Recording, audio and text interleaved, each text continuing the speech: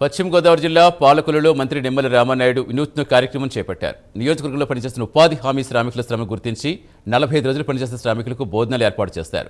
శ్రామికులతో ఆనందంగా గడిపి వారి యోగక్షేమాలు అడిగి తెలుసుకున్నారు. తర్వాత లక్కీ డ్రా ద్వారా మహిళలకు చీరలు పంపిణీ చేస్తారు. చంద్రబాబు ఎన్నికలు ఇచ్చిన సూపర్ 6 హామీలు నెరవేరుస్తూ మాట నిలబెట్టారని తెలిపారు.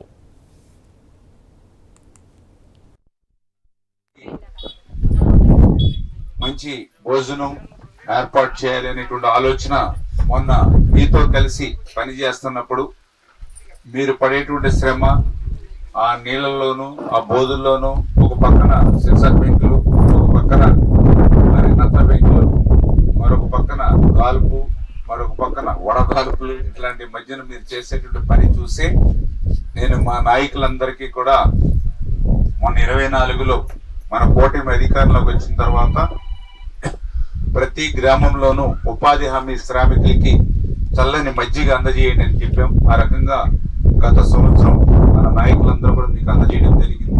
అదేవిధంగా ఈ సంవత్సరం కూడా మొన్న మేడే 1వ తేదీ నుంచి చల్లని మజ్జిగ ప్రతి ఒక్కరికి అందజేయమని నాయకులకు ఆదేశాలు ఇచ్చాం. దాని ప్రకారమే ప్రతి గ్రామంలోనూ కూడా మా నాయకులందరూ కూడా ప్రతిరోజు కూడా చల్లని మజ్జిగ అందజేస్తూ ఉన్నారు.